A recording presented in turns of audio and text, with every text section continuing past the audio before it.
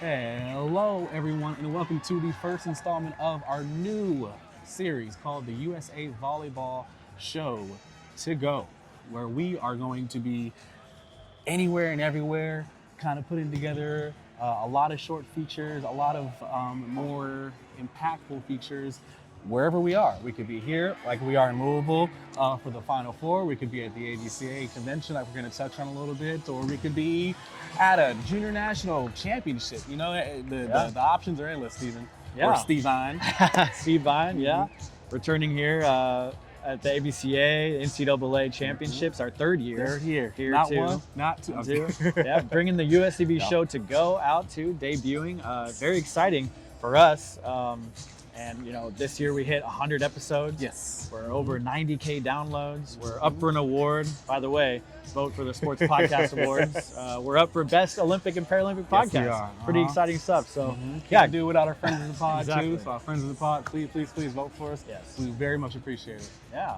No, but yeah, it's just exciting to be back at the championships, back at ABCA. It's like just a big reunion, I think, you know, within the volleyball community. And we've already seen so many people, so many friends, and excited to see even more as the week goes on. Absolutely, too. I mean, yes, we're here at the NCAA Final Four.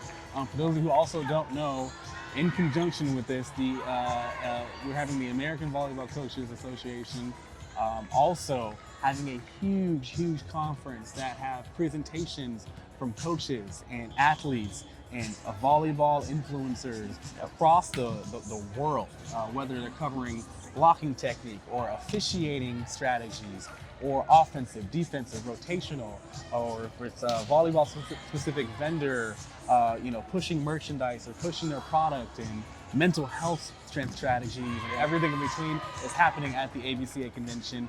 That's also in conjunction with this too. So if you are also here for this tournament, make sure you stop by the convention center and just take in that wealth of knowledge that's happening there. Yeah, and I think if you're listening to this episode and you aren't here and haven't been to a ABCA convention or the NCAA championships, definitely put that in your calendar for next year. Yeah, I'm just saying. There's a lot going on, a lot of great networking too. You just never know what you're going to get out of it. You're going to get a wealth of knowledge and experience out of this event. So definitely, if you're not here, make plans to come next year. But we're standing in the arena, the KFC Yum Arena here in Louisville, and we got Nebraska practicing behind us. There's been two teams that have come through already, and one more left to go. Penn State will be after Nebraska, but I guess let's talk a little NCAA while we're at it. I mean, not to throw it over to you with this, but what's your bracket looking like? My bracket's busted, you guys. My contenders are still in it. I picked Penn State and I picked Pittsburgh to win it all in two separate brackets. A lot of upsets in that though. So, like I said, the bracket is busted, but the winner still could be correct. So we should see there. How's your bracket looking, sir? Yeah, well, I've already said on the podcast I picked Texas in one of my brackets. But man, such a great run for them too. Absolutely. Little difficult season for them, and it's always a difficult season. I feel like if you're the champion, you got the target on your back. And I mean, hard for any team to win a championship, let alone three-peat. But an amazing season for Texas. In my second bracket, I have Louisville and Nebraska still in it. Favorite. Yeah, so I was going for that hometown favorite for Louisville. So we'll see how it goes. But I guess if we were repicking right now, picking from the Final Four teams, who do you think's got it? Ooh, it's tough. I think I'm leaning more toward that Nebraska Penn State side of the bracket. I think they've been battle tested throughout the year. I mean, you just saw Creighton and Nebraska go a tough five-setter. And definitely was anyone's matches, anyone's game there. I mean, look at the Pittsburgh side in Louisville. They had a very, very, very tight, a tough scare, might I say, against UNI.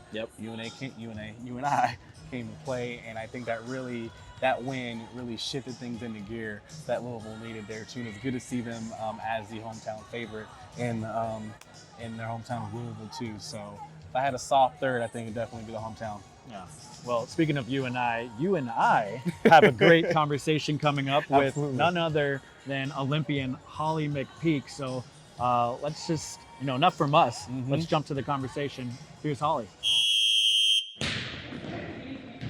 Stephen Munson and Clarence Hughes here, host of the USA Volleyball Show podcast, and here with Olympian Holly McPeak. Holly, your second time on our podcast. We're happy to have you on again, but I guess talk to us a little bit, talk to the listeners about what your role here is at the NCAA championships.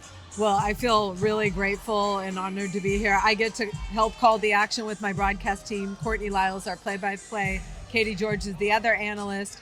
ESPN has really stepped up and put us on a really big platform. We get to be on ABC on Sunday. Yeah. And the amount of eyes watching our sport right now across the country, it's been incredible to be a part of the growth and hopefully help explain it to new viewers and share some insights that we get kind of behind the scenes to all the people watching. Yeah. Speaking of impact, you talked about that, all the viewership too, but what does the impact have with a club coach or a college coach at a different or a program or someone who doesn't quite know about the game of volleyball? What impact does it have on the sport of volleyball as a whole? Well, first of all, I think that we have more eyes on the sport. It's aspirational. I mean, Bergen Riley's from Sioux Falls, South Dakota, one of the best players in the country. But these athletes are seeing this level of volleyball on TV and they can aspire to it. And I think it's really cool. The parity across the country has been amazing.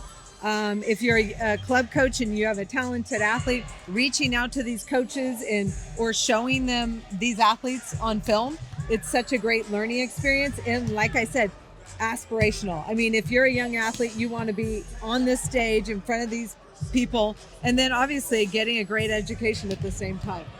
Talking about all the eyes on the sport right now, and you mentioned the parity in the sport too, and parity specifically in this tournament going in. A lot of five-setters, a lot of close matches, a lot of teams kind of coming out of nowhere and playing well on this stage. But I guess now we're here in the Final Four. There's 4 number 1 teams for the first time since 2008. I guess, could you talk a little bit about the significance of that this year, especially, like we said, going through all the parity? That was a loaded question. By the way, the NCAA selection committee did a tremendous job. Excuse me.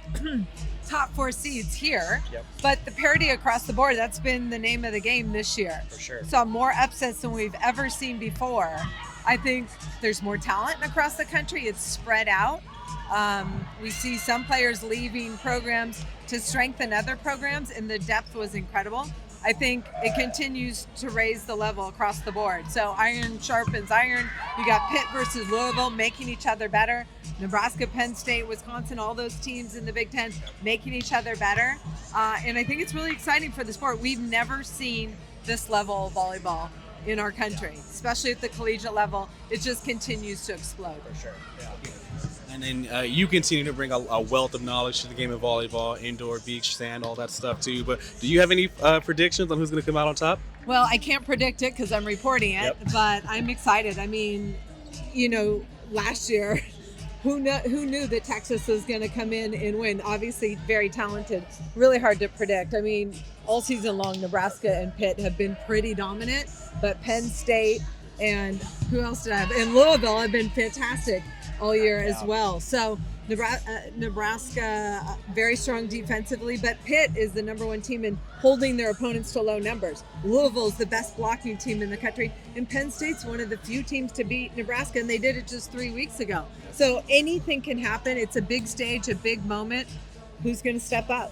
Yeah. And for any listeners right now listening to this episode who may not be familiar with collegiate volleyball, why should they tune in and watch the Final Four here in Louisville? Oh my gosh, there's a million reasons. Do you have about 5 hours? No, Do you have about 5 hours? No, I don't. No, I would just say the level of play, these athletes are incredible. Yeah. They're dynamic, they're hardworking, they're locked in, and this is, I just think anybody who watches the sport at this level will be blown away and will walk away a forever fan, because this volleyball and this sport is exploding, and it should be. Yeah. Well, Holly, thank you so much for taking the time to step away from your busy weekend here in Louisville. But we're happy to have you on the podcast again. And this has been an episode of the USA Volleyball Show To-Go. Thank you so much, Holly. Appreciate it. Thank you. This has been the USA Volleyball Show with Clarence Hughes and Stephen Munson. Produced by Curtis Ward. Our content producer is Laura Fawcett.